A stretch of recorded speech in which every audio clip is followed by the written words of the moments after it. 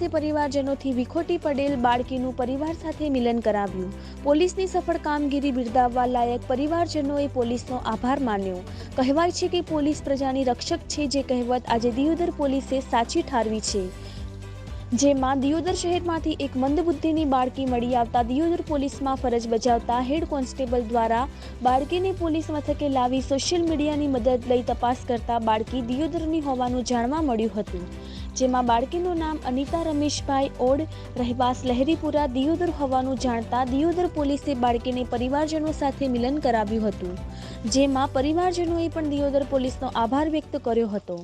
જોકે અગાઉ પણ દિયોદર પોલીસ સ્ટેશનમાં ફરજ બજાવતા હેડ કોન્સ્ટેબલ વસંતીબેને બાળકીનું પરિવારજનો સાથે મિલન કરાવ્યું છે। રિપોર્ટર રાજ ગજ્જર, બનાસકાંઠા।